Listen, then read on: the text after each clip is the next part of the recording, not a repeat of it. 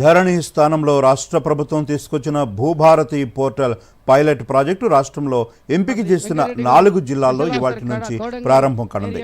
భూ వ్యవస్థలో పారదర్శకత తీసుకురావడమే కాకుండా రైతులకు భూమిపై పూర్తి హక్కులు కల్పించే లక్ష్యంతో ప్రభుత్వం ప్రయోగాత్మకంగా ఈ ప్రాజెక్టును చేపట్టింది. పైలట్ ప్రాజెక్టు ప్రారంభోత్సవంతో పాటు నేటి నుంచే రాష్ట్ర వ్యాప్తంగా భూభారతి చట్టంపై అవగాహన సదస్సులు కూడా ప్రారంభం కానున్నాయి. జూన్ 2వ తేదీ వరకు అన్ని గ్రామాల్లోనూ ఈ అవగాహన కార్యక్రమాలు కొనసాగనున్నాయి. గ్రామ స్థాయిలో ప్రజలకు భూ హక్కులపై స్పష్టతనివ్వటం, కొత్త చట్టంలోని ముఖ్యాంశాలను వివరించడం ఈ సదస్సుల ప్రధాన ఉద్దేశం కాగా ప్రతిరోజు రాష్ట్ర వ్యాప్తంగా 2 మండలాలలో ఈ సదస్సులు నిర్వహిస్తారు. ప్రతి సదస్సులో జిల్లా కలెక్టర్ పాల్గొని ప్రజలతో నేరుగా ముఖాముఖి చర్చలు జరిపి వారి సందేహాలను నివృత్తి చేస్తారు. తద్వారా భూభారతి చట్టాన్ని సమర్థవంతంగా అమలు చేయాలని రాష్ట్ర ప్రభుత్వం భావిస్తోంది.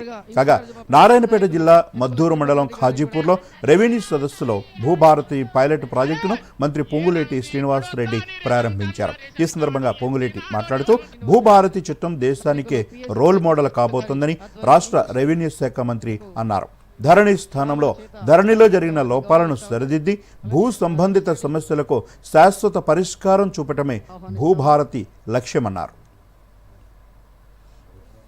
ఈ చట్టం దేశంలోనే రోల్ మోడల్ చట్టం కాబోతుంది.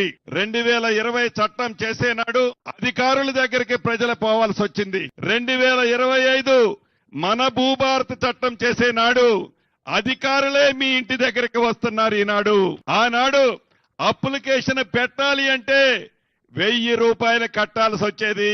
కాగితాలు రాత అంతా మీరే చేయాల్సి వచ్చేది. ఈ చట్టంలో 1 రూపాయి కూడా తీసుకోదు ఈ ప్రభుత్వం, మన ప్రభుత్వం. అధికారులే మీ గ్రామానికి వస్తారు. అప్లికేషన్ల కోసం గత ప్రభుత్వం లాగా డబ్బే ముఖ్యం మాకనే విధంగా కాకుండా అప్లికేషన్లు ఫ్రీగా తీసుకొని మీ కన్నీరు, మీ బాధ, మీ ఆవేదన, మీకు ఆ భూమికి ఏదైతే బంధం ఉందో ఆ బంధాన్ని తీర్చేదే ఈ భూభారత చట్టం.